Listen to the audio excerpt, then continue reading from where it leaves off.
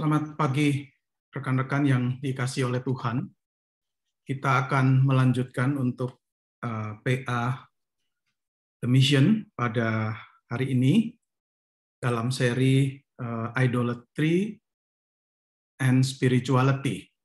Ya, dan minggu lalu saya sudah sebutkan pembagian sesi kita, yaitu adalah sesi 1 kita bicara mengenai esensi dari idolatry itu, dan minggu lalu kita bicara khususnya melihat ayat-ayat penting yang berbicara mengenai idolatry, penyembahan berhala, dan kita melihat bahwa idolatry itu bukan sekedar penyembahan terhadap Allah-Allah asing ataupun dalam bentuk penyembahan kepada patung-patung atau objek atau benda tertentu.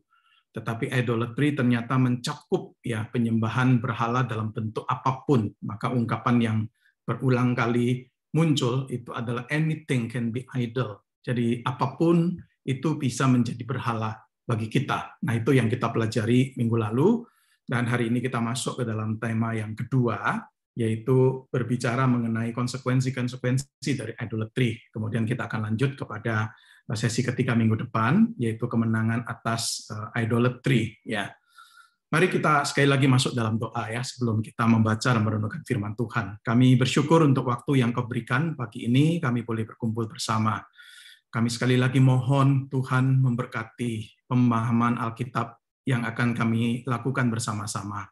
Kami menyadari hidup kami sangat-sangat perlu dituntun oleh firman Tuhan. Setiap hari kami mendengar begitu banyak suara-suara dari dunia ini, dan kami perlu untuk mengimbangi dengan suara dari Tuhan. Bahkan kami perlu untuk memprioritaskan suara dari Tuhan untuk berbicara menuntun kami, dan secara khusus apa yang Kau sampaikan melalui firman-Mu.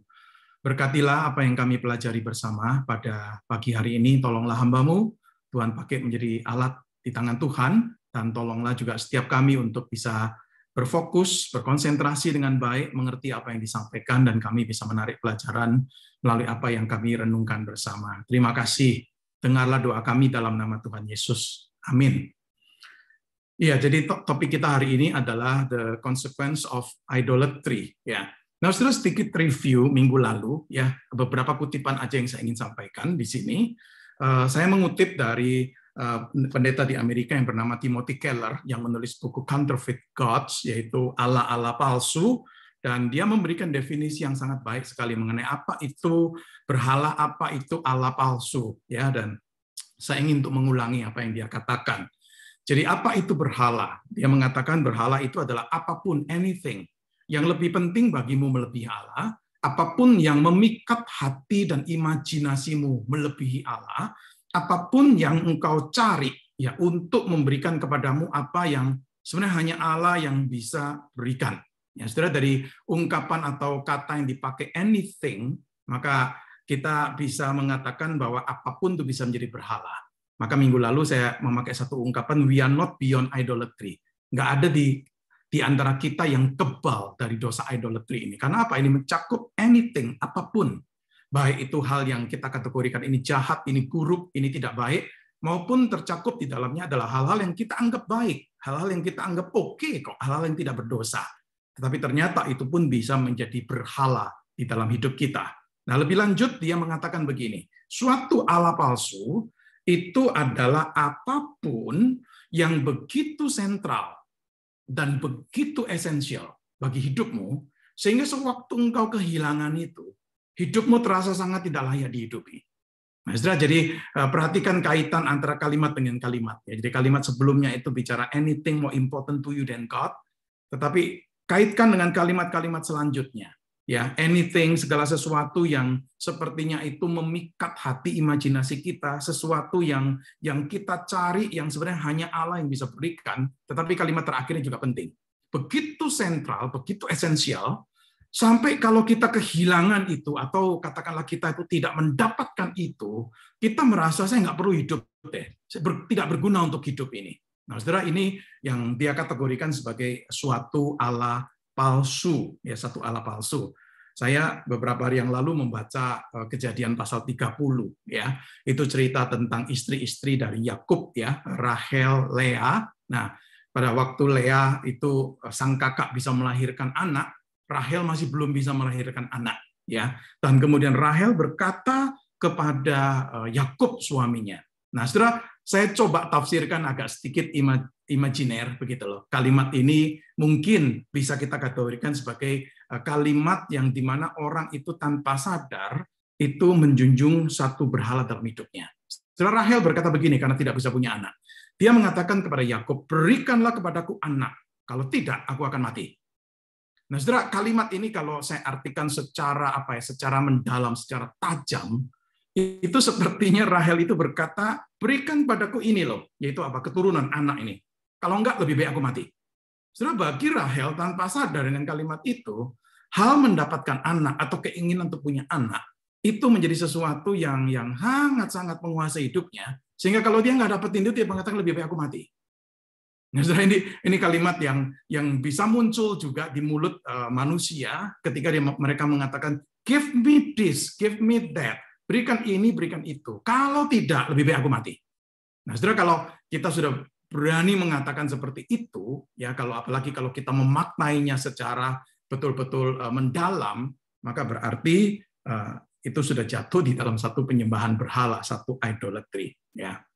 Minggu lalu saya akhiri dengan sesi 1 itu saya akhiri dengan kalimat dari John Calvin, tokoh reformator, yang berkata bahwa hati manusia itu pabrik berhala. Setiap kita dari sejak kandungan itu ahli dalam membuat atau menciptakan berhala-berhala. Setelah saya percaya John Calvin mengatakan kalimat ini bukan main-main, tetapi dia sangat-sangat memahami apa sebenarnya menjadi isi hati dari manusia itu. Ya, jadi hati manusia itu seperti pabrik berhala. Setiap kita itu mahir sekali, ahli sekali dalam membuat, menciptakan berhala-berhala. Jadi setelah mungkin memang betul kita tidak menyembah patung, kita tidak menyembah ilah tertentu dalam bentuk objek tertentu. Tetapi sekali lagi, we are not beyond idolatry. Setelah kita nggak kebal, kita nggak di luar dari kekebalan terhadap penyembahan berhala itu. Setelah hati kita itu bisa secara reguler tanpa kita sadari itu menciptakan apa yang kita sebut sebagai berhala-berhala di dalam hati. Saya ambil contoh. Minggu lalu kita melihat sekilas Keluaran pasal 32, yaitu ketika terjadi penyembahan anak lembu emas. Yang Musa ada di Gunung Sinai, bangsa Israel meminta Harun untuk kemudian menciptakan anak lembu emas untuk kemudian disembah oleh mereka. Nah, saudara, kalau kita membaca sekilas di Keluaran 32, tidak terlalu kelihatan. Tidak terlalu kelihatan bahwa ini masalah hati. Tetapi kalau kita membaca ceritanya yang diceritakan kembali di Kisah Rasul pasal 7, dikatakan begini, di Kisah Rasul pasal yang ke-7. Ini pembelaan Stefanus, ya. Dia mereview cerita ini dan dia mengatakan begini, tetapi nenek moyang kita tidak mau taat kepadanya, malahan mereka menolaknya. Dalam hati mereka ingin kembali ke tanah Mesir. Kepada Harun mereka berkata, buatlah untuk kami beberapa Allah yang akan berjalan di depan kami, sebab Musa ini yang telah memimpin kami keluar dari tanah Mesir. Kami tidak tahu apa yang telah terjadi dengan dia. Lalu pada waktu itu mereka membuat sebuah anak lembu dan mempersembahkan persembahan pada berhala itu, dan mereka bersuka cita tentang apa yang dibuat sendiri oleh mereka. Setelah saya garis bawahi 2 kalimat itu. Sebelum mereka membuat patung anak lembu itu, hati mereka sebenarnya sudah ingin untuk kembali ke yang lalu, ingin untuk kembali ke Mesir. Jadi sekalipun mereka berkata, oh kami dirikan patung anak lembu emas ini sebagai satu hal untuk kita beribadah kepada Allah nih, ya, karena kita nggak tahu Allah itu bagaimana dan Allah itu kapan akan menunjukkan diri kepada kita. Nah ini penyembahan berhala ini adalah penyembahan patung anak lembu emas ini adalah penyembahan kepada Allah kita. Tetapi setelah perhatikan, masalah terbesar ada justru dalam hati mereka. Mereka dipimpin keluar dari tanah Mesir, tetapi justru ingin kembali ke tanah Mesir. Nah, setelah ini permasalahan.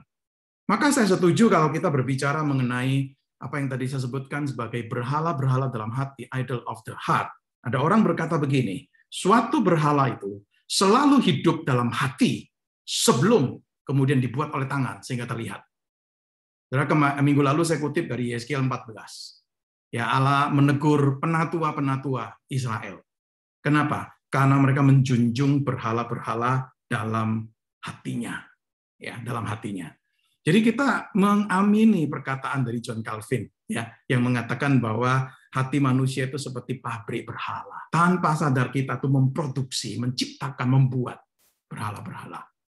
Ya. Nah, saudara, pagi ini dalam acara PA kita, saya ingin untuk kita belajar satu perikop firman Tuhan.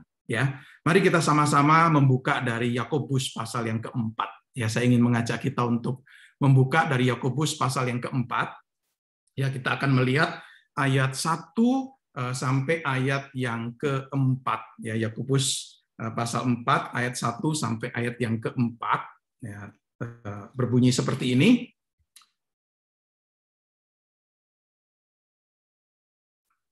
Dari manakah datangnya sengketa dan pertengkaran di antara kamu?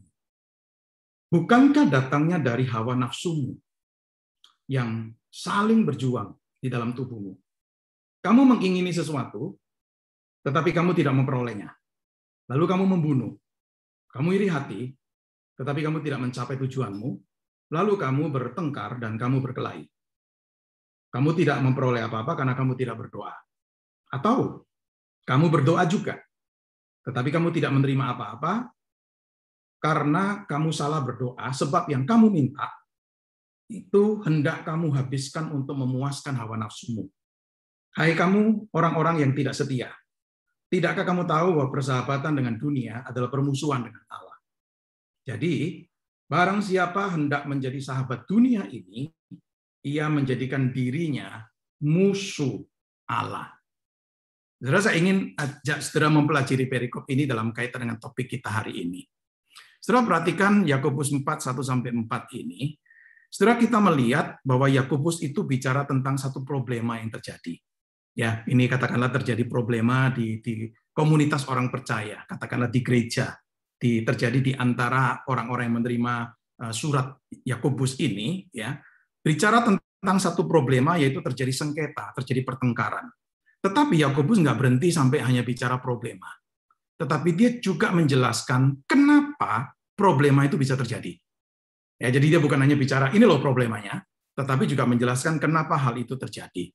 Nah, saudara, kita belajar di sini bahwa ketika terjadi kemarahan, sengketa, dan sebagainya, banyak orang menyalahkan sesuatu atau seseorang di luar diri mereka. Ya kan? Cukup sering, oh gara-gara dia nih, atau gara-gara kejadian ini saya marah, gara-gara kejadian ini saya bertengkar, gara-gara orang itu terjadi sengketa dan sebagainya. Sudah cukup sering kita itu menyalahkan sesuatu di luar diri kita. Tetapi Yakobus di sini mengajak kita melihat ke dalam. Saya tafsirkan itu melihat ke diri kita atau melihat ke hati kita.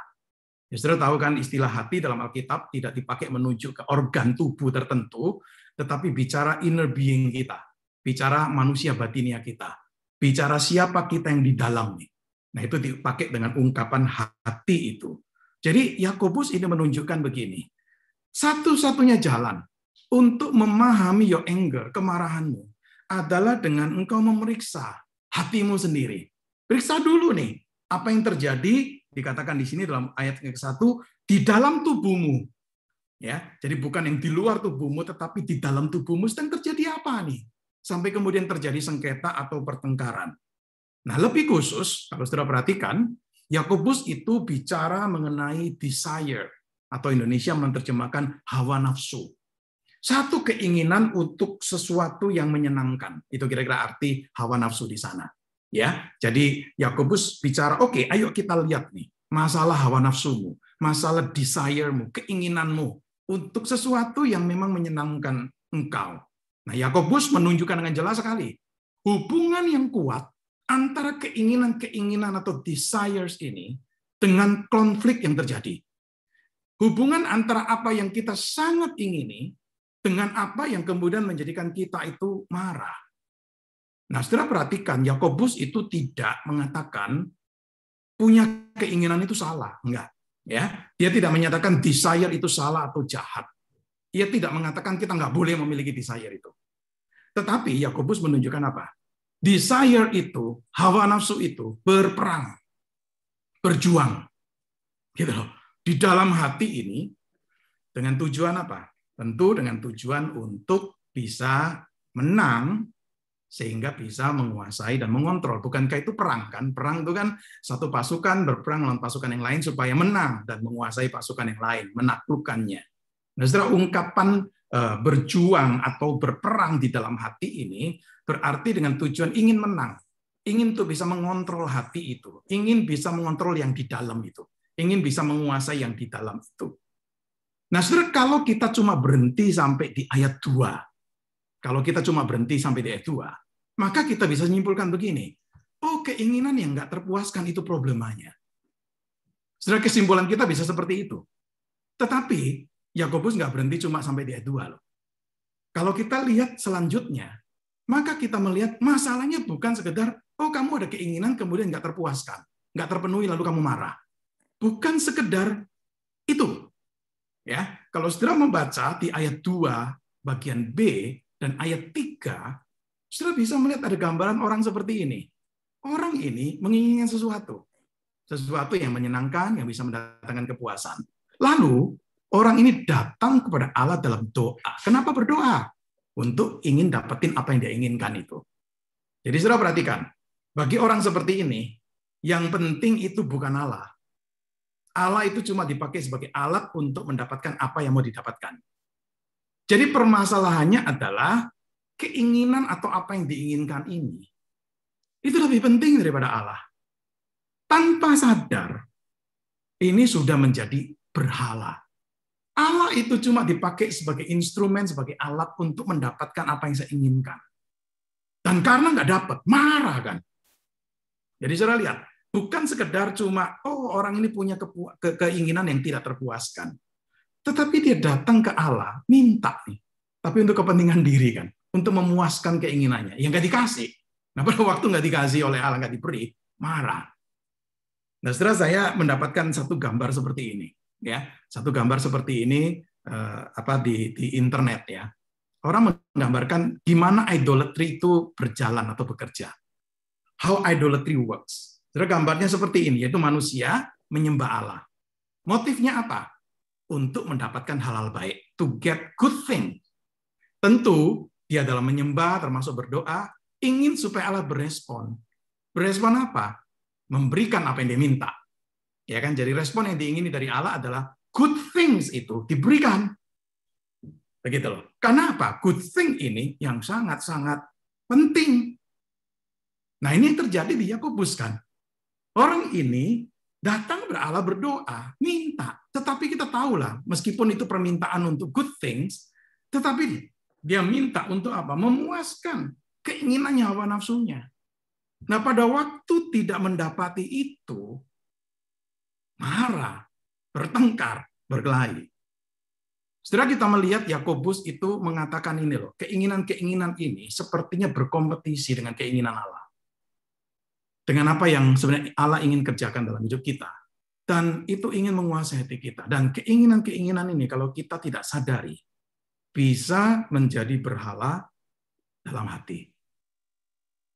Saudara, tidak heran, kalau di ayat yang keempat, Yakobus itu menegur mereka dengan ungkapan begini, bahasa Indonesia pakai kata, hai kamu orang-orang yang tidak setia. Itu bahasa aslinya itu punya arti, hai kamu pejina-pejina. Pejina-pejina rohani tentunya. Adulteresses, bahasa Inggrisnya. Orang-orang yang tidak setia, yaitu artinya apa? Pejina dalam arti apa? Kalau Allah itu digambarkan seperti pasangan atau sebagai suami, itu bangsa Israel punya keyakinan itu, maka umat Allah itu digambarkan seperti istri. Jadi relasi antara Allah dan umatnya itu seperti suami dan istri. Pada waktu sang istrinya menyeleweng, cari suami lain, terjadilah perzinahan kan. Nah, pada waktu terjadi penyembahan berhala, di sanalah terjadi perzinahan rohani. Saudara, kita ini adalah pezina rohani. Kapanpun kita tanda kutip mengkhianati Allah dan berpaling pada sesuatu yang lain.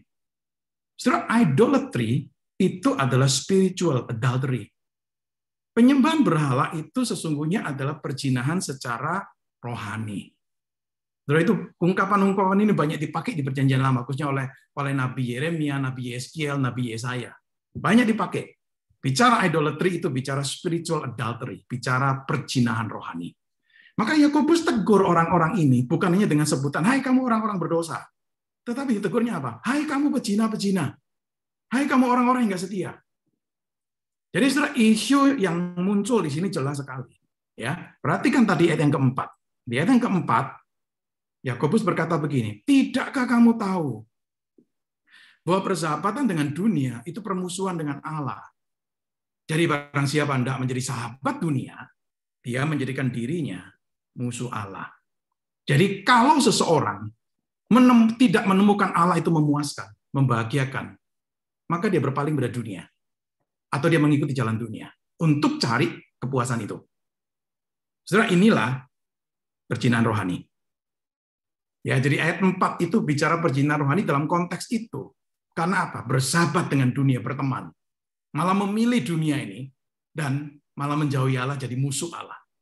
Setelah ini perzinahan rohani dan inilah idolatry. Ya, inilah idolatry. Nah, berhala dalam hati yang seperti ini jelas sekali itu memberikan dampak buruk pada kehidupan dan relasi kan.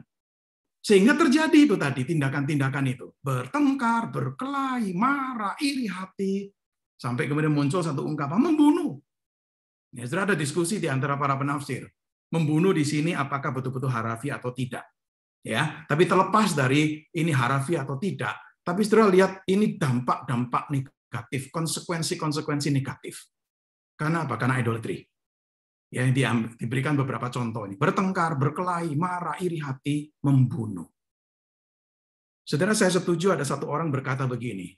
Seorang yang menjelaskan perikop ini, saya kutip perkataan dia mengatakan begini. Saya terjemahkan secara bebas ya. Jikalau hatiku dikuasai oleh satu keinginan tertentu, hanya ada dua cara aku berespon pada engkau. Jikalau engkau menolong aku mendapatkan apa yang aku inginkan, aku akan senang dengan engkau. Tetapi jikalau engkau berdiri menghalangi aku akan marah. Aku akan frustrasi dan aku akan discourage ketika aku bersama dengan engkau. Bahkan ada masa di mana aku berharap engkau tidak ada dalam hidupku. Jadi saudara, ini kalimat bagi saya ketika saya membacanya, wow, ini menggambarkan Yakobus pasal 4 ini. Aku punya satu keinginan, hanya ada dua cara aku berespon pada engkau. Kalau engkau tolong aku dapetin keinginan itu, aku senang dengan engkau. Tapi kalau engkau menghalangi, aku akan marah. Frustrasi dan discourage, dan aku berharap seandainya engkau nggak ada dalam hidupku. Setelah relationship problem, ada orang berkata, itu sesungguhnya adalah worship problem. Problemaku bukanlah orang lain atau situasi di mana kita bersama-sama dengan orang lain. Problemaku adalah ada satu keinginan. Sekalipun itu keinginan yang baik, yang sah, yang oke, telah mengambil alih hatiku dan sekarang mengontrolnya. Ini problemnya. Jadi ini satu contoh saja dari Yakobus pasal 4 ini. Terjadi relationship problems. Dan itu sesungguhnya adalah worship problem. Apa sih yang kau sembah? Apa yang kau cari? Apa yang menguasai hidupmu? Saudara, di sini ditunjukkan dalam bentuk dampaknya kepada masalah relasi. Saya percaya kita bisa perluas dampak ini untuk berbagai aspek kehidupan kita lainnya.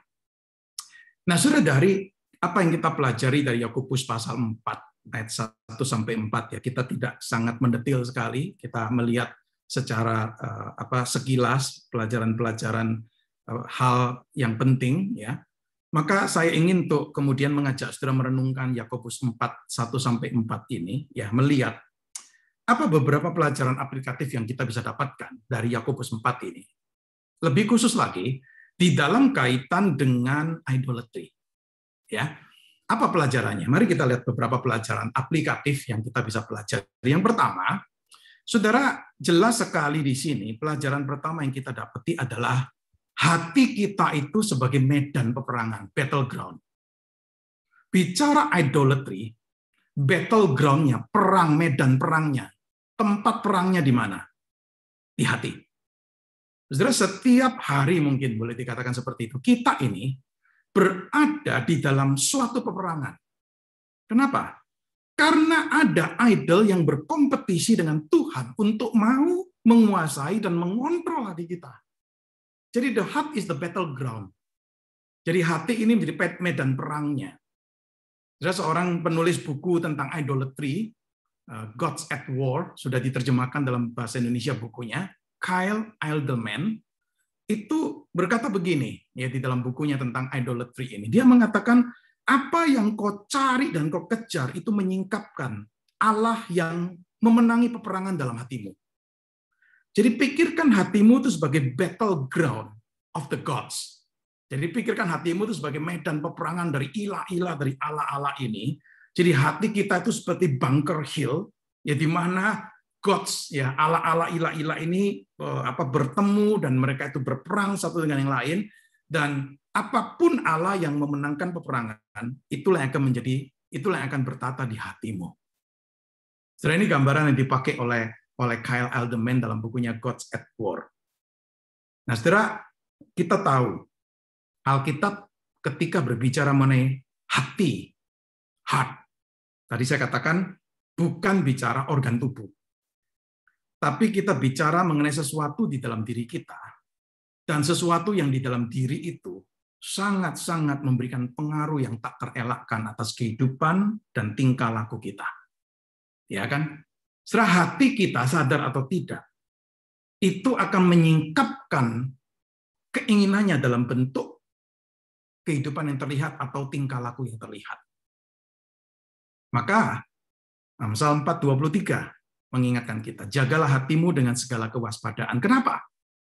Karena dari situ terpancar kehidupan. Ada terjemahan bahasa Inggris mengatakan, above all else, guard your heart. Kenapa? For everything you do flows from it. Jadi apapun yang kau lakukan itu sebenarnya mengalir keluar dari hati itu. Jadi hati kita, saudara, itu mendefinisikan kita dan menentukan sebenarnya siapa kita, bagaimana kita berpikir, apa yang kita lakukan. Nah, karena everything flows from it. Segala sesuatu itu seperti mengalir keluar dari hati kita, maka tidak heran kalau the heart is the battleground. Tidak heran kalau hati ini yang menjadi medan perangnya, ya tempat perangnya itu di sana. Saudara, kalau itu digambarkan seperti satu pohon, kehidupan kita itu adalah yang kelihatan di luar. Pohon yang kelihatan ya dengan batang, dengan ininya, dengan daunnya, dengan buahnya. Maka akarnya itu adalah your God, Allahmu, Tuhanmu. Dan apa itu? Saudara, ini gambaran sederhana mengenai gambaran mengenai idolatry. Kalau hidup kita digambarkan seperti pohon. Dan itu kelihatan semuanya. Yang akar yang di bawahnya itu apa sih? God atau sesuatu yang lain. Nah, saudara yang dikasih oleh Tuhan, seringkali kita ini tidak sadar bagaimana idolatry itu mempengaruhi kita, karena apa yang kita kejar atau apa yang kita inginkan itu bisa berupa hal yang nggak salah, nggak jahat, nggak buruk. Ya, ini yang saya sampaikan minggu lalu. Hal itu menjadi buruk ketika kita memberikan tempat yang begitu penting sampai-sampai mengalahkan kasih kita dan ketaatan kita pada Allah. Dan itu bertujuan untuk selfishness-nya kita. Begitu menguasai hati, membuat kita tuh berani untuk meninggalkan Allah. Membuat kita bahkan berani untuk memberontak pada Allah dan melawan Allah. Dengan tujuan pokoknya aku dapatkan apa yang aku inginkan. Saudara, ini problemanya. Maka idols of the heart, berhala dalam hati itu, minggu lalu saya katakan itu lebih berbahaya daripada yang kelihatan. Saudara, kenapa? Karena orang nggak lihat dan nggak bisa memberikan peringatan untuk kita, dan kita juga mungkin nggak sadar. Ya, seperti yang di Yeskiel pasal 14 ketika penatua ini datang, Tuhan tegur mereka. Kalian menjunjung tinggi berhala-berhala dalam hati. Tuhan tahu, Tuhan lihat. Tapi kita nggak bisa lihat nih. Saudara, banyak contoh-contoh mengenai hal yang nggak buruk, tetapi itu bisa menjadi idols. Approval, keinginan untuk di-approve oleh orang lain, dihargai oleh orang lain. Salahkah? Enggak. Keinginan untuk sukses. keinginan untuk achievement, meraih sesuatu, keinginan untuk bisa mendapatkan kenyamanan, comfort, keinginan untuk bisa mendapatkan jabatan atau kuasa, rasa aman, keinginan untuk bisa punya kontrol, keinginan untuk intimacy, kedekatan, misalnya dengan suami dan dengan istri, keinginan berkaitan dengan relationship, keinginan untuk kita itu dipuji, dihargai. Saudara, masih banyak yang lain lagi. Salahkah hal itu? Enggak. Ya kalau kita bekerja, kita nggak punya satu keinginan untuk saya ingin berhasil ini. Saudara, kita akan menjadi orang yang pasif dalam pekerjaan kita. Enggak salah. Tetapi ya ingat tadi yang dikatakan itu. Hal ini bisa menjadi sesuatu yang berbahaya ketika apa? Mengalahkan segala sesuatu yang lain, bahkan mengalahkan Allah itu. Kalau kembali kepada definisinya Tim Keller tadi, kalau saya nggak dapat ini, lebih baik saya nggak hidup. Nggak ada gunanya hidup, nggak ada artinya hidup. Nah ini, saudara, ini sesuatu idols. Ingat apa yang minggu lalu juga saya katakan, kalimat dari John Calvin kan. Jahatnya keinginan kita bukan terletak di apa yang kita inginkan, tetapi karena kita menginginkannya terlalu sangat berlebihan. Ini problemnya. Jadi problemnya bukan saya nggak boleh menginginkan itu, gitu. Kecuali itu sesuatu yang jahat, memang kita nggak boleh ya. Tapi kalau baik, it's okay. Ya, jadi mengingatkan kita juga ayat di Yakobus 1 ayat 14 kan. Tiap-tiap orang dicobai oleh keinginannya sendiri, diseret, dipikat. Jangan lupa ini. Kita nggak bisa menyalahkan Allah. Oh, Allah yang memberi pencobaan. Bahkan, kita juga jangan menyalahkan setan. Mengatakan, oh setan yang membuat aku jatuh nih. Tapi Yakobus tegas sekali. Kita dicobai oleh apa? Keinginan kita sendiri ini. Kita dipikat, kita diseret, kita ditarik oleh keinginan-keinginan ini. So the heart is the battleground. Ini pelajaran pertama yang kita dapatkan. Oke. Pelajaran kedua yang kita bisa dapatkan dari Yakobus 4, 1-4 adalah ini. Idolatry is the issue. Isunya adalah idolatry. Setelah idolatry ini kan minggu lalu saya jelaskan itu dilarang dalam Alkitab. Maka kita bisa simpulkan begini, idolatry ini dosa. Ya nggak salah kita mengatakan itu. Idolatry ini dosa. Maka dosa itu bisa sangat gampang menipu kita. Ya. Berhala itu bisa sangat sepertinya bisa menipu kita, sepertinya bisa berbisik pada kita, ya. Bahwa oh berhala ini akan menolong kamu, memelihara engkau. Allah nggak bisa lakukan itu.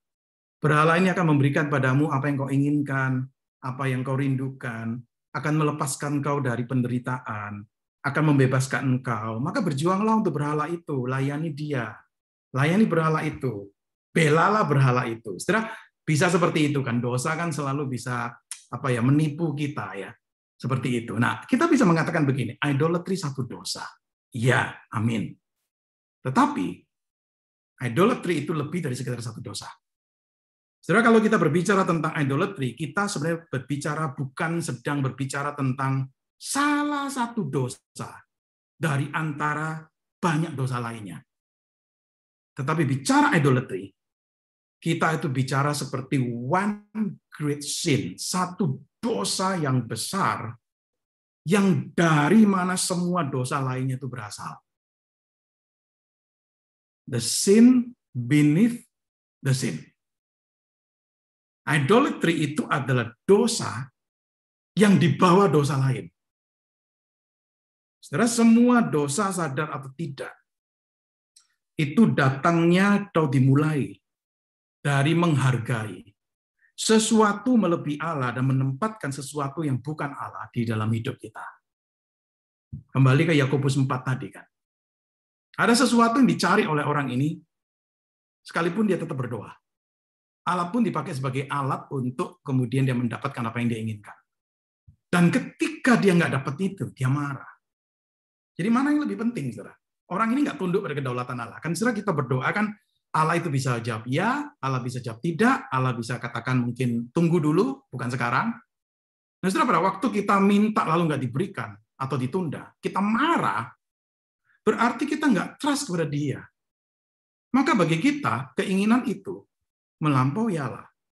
Nah, akibatnya terjadi tadi itu kan, bertengkar, berselisih, marah, iri hati sampai membunuh. Saudara, John Piper, seorang pendeta di Amerika Serikat, mengatakan satu kalimat yang baik sekali. Dia mengatakan dosa adalah apa yang kau lakukan ketika hatimu tidak puas dengan Allah. Jadi ketika dia mengatakan kalimat ini, saya ingat Kejadian pasal 3, jatuhnya Adam dan Hawa dalam dosa. Allah sudah berikan perintah, mereka tidak taat pada perintah itu, untuk tidak makan buah tertentu itu. Kenapa, saudara? Karena ada ketidakpuasan kepada Allah yang memberi larangan. Karena digoda oleh setan ini, kemudian mereka berpikir, wah, Allah ini memang nggak ingin untuk kita bahagia. Ya, jadi, saudara, ketidakpuasan ini berakar pada apa? Ketidakpuasan berakar kepada ketidakpercayaan pada Allah. Saudara, kenapa Adam dan Hawa memilih untuk tidak taat?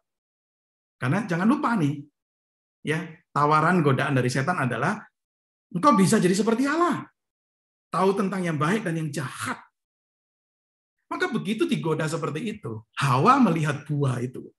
Dikatakan dengan 3 ungkapan dalam Alkitab di Kejadian pasal 3, yaitu buah itu baik, good. Buah itu sedap kelihatannya, delight.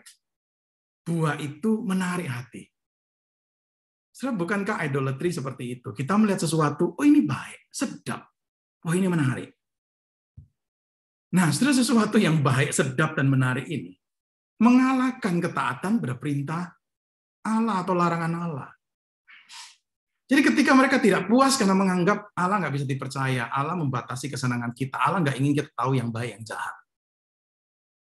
Maka di sanalah mereka kemudian jatuh di dalam dosa. Jadi kalimat John Piper bagi saya sangat tajam sekali mengatakan itu. Dosa adalah berakar dari ini. Ketika hatimu tidak puas lagi dengan Allah. Jikalau kita ini sampai rela berdosa untuk mendapatkan tujuan kita. Atau kita berani berdosa ketika tidak mendapatkan apa yang kita inginkan. Maka keinginan itu sudah mengambil tempatnya Allah. Dan kita sadar atau tidak sudah menjadi penyembah berhala. Sin is the fruit. Idolatry is always the root. Dosa itu seperti buah. Dan idolatry itu selalu adalah akarnya. Jadi minggu lalu saya sedikit kupas 10 hukum, khususnya hukum 1 dan hukum 2. Ya, hukum 1 jelas sekali, jangan ada Allah lain di hadapanku. Ya, itu 10 hukum. Saya setuju Martin Luther berkata begini. Martin Luther, tokoh reformator kita, berpendapat begini. Setiap pelanggaran 10 hukum yang disampaikan melalui Musa ini, sesungguhnya adalah pelanggaran hukum pertama. Jangan ada Allah lain di hadapanku. Saudara, bagi saya ini kalimat dari argumen dari Martin Luther sangat dalam sekali. Ya kan? Engkau melanggar hukum-hukum yang lain, sesungguhnya akarnya adalah engkau melanggar hukum pertama. Ketika engkau membunuh, ada sesuatu yang kau inginkan sampai engkau akhirnya membunuh. Ketika engkau berzina, jangan berzina, dikatakan seperti itu. Kenapa engkau melanggar itu? Ada sesuatu yang kau cari, apakah itu mungkin kenikmatan seks, apakah itu approval, atau apapun deh.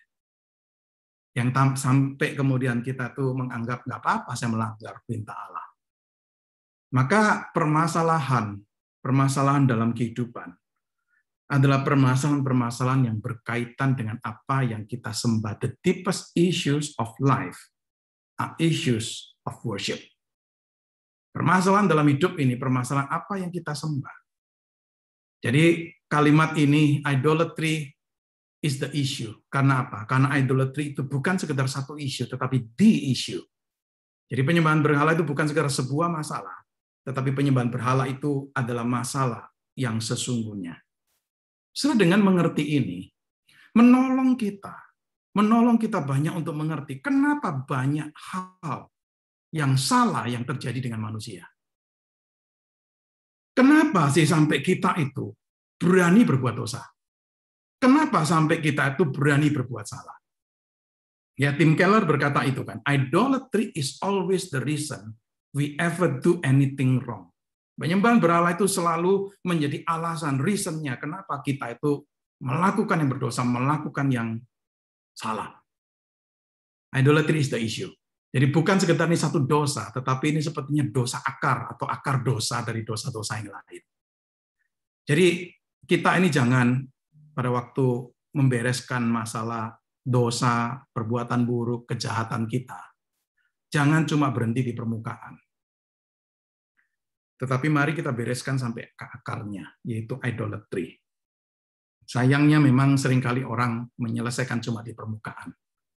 Misalnya dia orang yang katakanlah kecanduan berjudi. Lalu berpikir menyelesaikan masalah judi dengan apa? Sudah, jangan datang lagi ke tempat perjudian.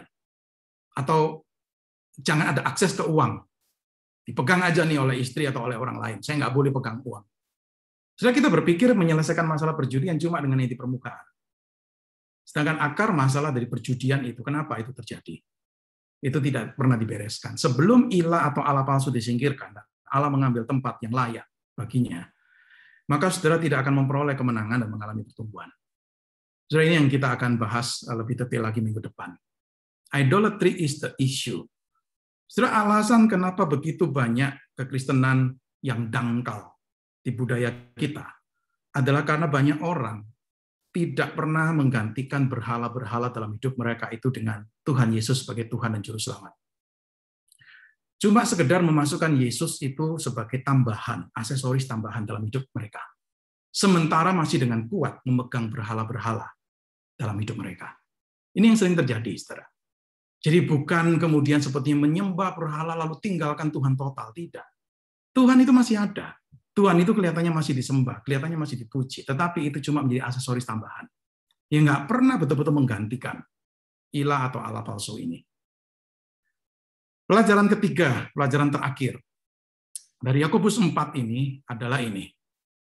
There is no rest in idolatry. Kalau saya terjemahkan bebas adalah tidak ada kelegaan atau tidak ada kepuasan atau tidak ada kebahagiaan di dalam idolatry itu.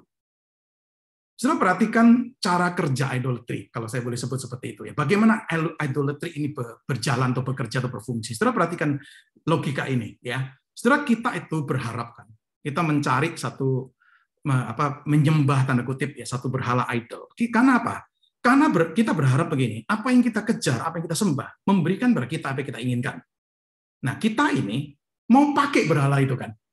Kita mau pakai memanipulasi berhala itu untuk keuntungan dan manfaat diri kita. Dengan kata lain, kita itu tidak ingin diatur oleh berhala itu, tetapi kita yang mau mengatur. Kita yang mau untuk memakainya. Nah, setelah kita berpikir dengan cara pikir seperti ini, saya kejar ini, dan ini harusnya bisa berikan sesuatu pada saya. Saya akan pakai manipulasi ini untuk berikan pada sesuatu yang saya mau. Jadi kita bukan diatur, tapi kita yang mengatur.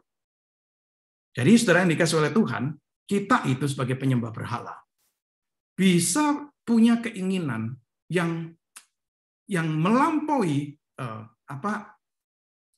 yang tidak melampaui diri kita. Yang paling penting adalah diriku. Jadi berhala-berhala ini cuma dipakai sebagai alat. Berhala-berhala ini kita pakai sebagai raja-raja boneka untuk supaya kita dapetin apa yang kita bisa dapatkan. Maka kita berharap idols itu berhala itu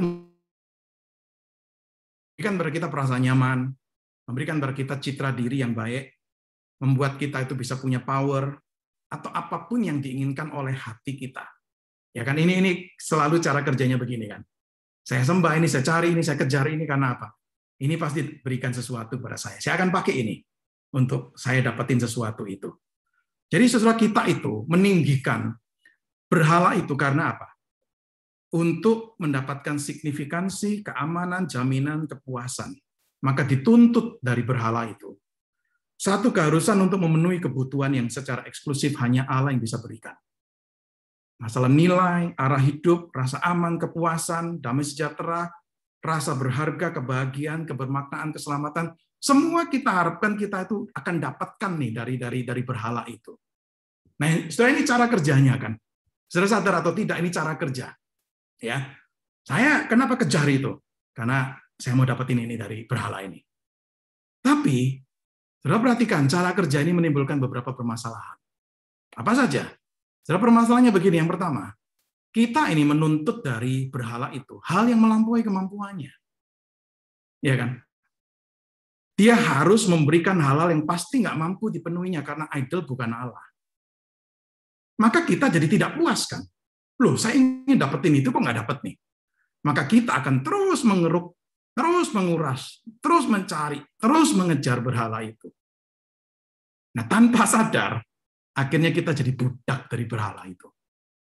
Jadi tujuan semula kita ini akan kontrol berhala itu untuk memberikan yang kita inginkan. Kita nggak dapat, kita paksa untuk terus. Maka kita terus kejar. Berhala itu akhirnya sadar atau tidak, betul-betul menjadi tanda kutip Tuhan atas hidup kita. Ini permasalahan pertama. Permasalahan kedua, kita ini bisa mengorbankan banyak hal yang penting, hal lainnya yang penting, demi untuk berhala itu. Misalnya kita bisa mengorbankan keluarga kita, kesehatan kita, persahabatan kita, nama baik kita, integritas kita, bahkan iman kita. Karena apa? Kita akan kejar terus nih. Seperti yang dikatakan di Mazmur 106. Ya, mereka beribadah kepada berhala-berhala. Dan itu jadi perangkap. Ya, snare, perangkap. Menyembah berhala, ternyata berhala itu jadi snare, jadi jerat, jadi perangkap. Ini permasalahan kedua. Kita nggak sadar kita masuk ke jerat, ke perangkap itu. Dan kita kemudian bisa mengorbankan banyak hal yang lain demi mengejar itu. Dan permasalahan ketiga adalah kita menjadi tidak bahagia pada waktu kita tidak mendapatkan apa yang kita harapkan dari berhala itu.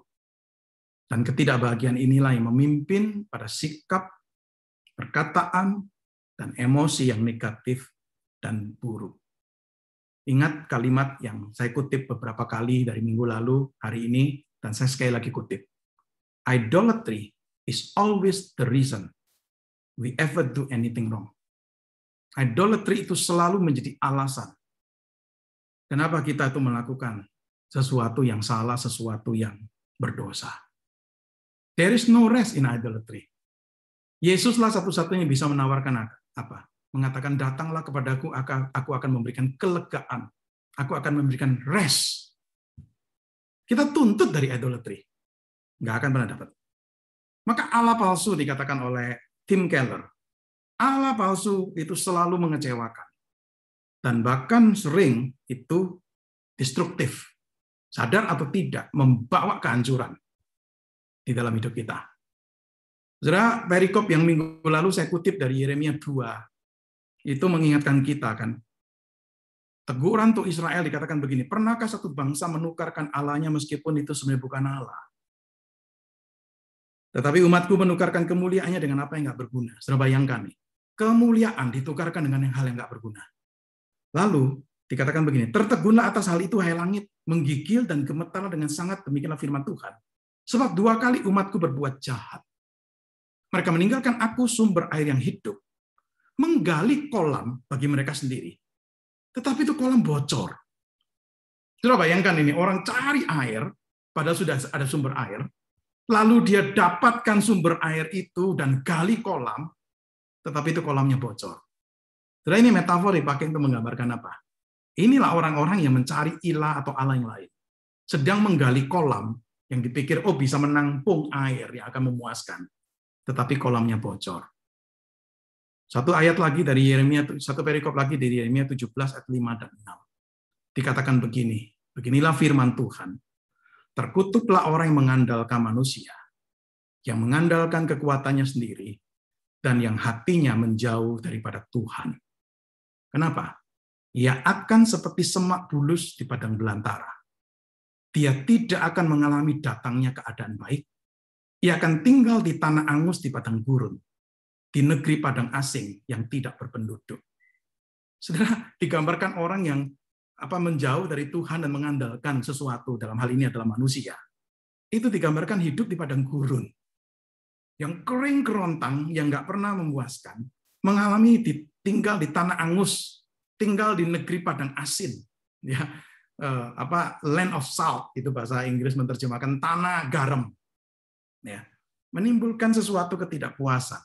Ya, the worship of idol itu selalu menjadi alasan kenapa kita ini bisa tidak mengalami kepuasan di dalam hidup kita dalam kaitan dengan Allah, dan kita tuh akhirnya berani untuk kemudian bisa tidak mentaati Allah. Setelah ini tiga pelajaran aplikatif yang kita pelajari dari Yakobus 4. Ya, bicara mengenai konsekuensi-konsekuensi dari idolatry ini. Jadi kalau saya boleh akhiri pemahaman Alkitab kita hari ini, maka saya ingin untuk mengatakan begini. Apa itu idolatry? Ya, saya terjemahkan dengan kalimat seperti ini. Idolatry adalah tindakan menempatkan apapun yang lain di tempat yang seharusnya tempatnya Allah. Dan hanya Dia saja. Dan kemudian mengalami penderitaan sebagai akibatnya. Setelah ini perkataan satu orang yang menulis buku tentang idolatry ketika dia diminta untuk bagaimana kau mendefinisikan idolatry? Dia mendefinisikan bukan sekedar cuma mengatakan tindakan menempatkan apapun yang lain di tempat yang seharusnya tempatnya Allah dan hanya Dia. Dia nggak berhenti sampai di sana. Tapi dia menambahkan satu statement. Dan kemudian mengalami penderitaan sebagai akibatnya. Maka saya setuju seorang penyanyi Kristen bernama Matt Papa mengatakan satu kalimat seperti ini, dan saya ingin pakai untuk menutup sesi kita hari ini. Matt Papa penyanyi itu berkata begini, musuh dari sukacita bukanlah penderitaan, it is idolatry. Musuh dari sukacita itu bukan penderitaan, tetapi itu adalah idolatry. Ya, kiranya ini boleh menjadi satu perenungan untuk kita memikirkan topik tentang idolatry pada hari ini. Amin. Saya sampai di sini untuk materi yang saya sampaikan. Terima kasih, Tuhan berkati.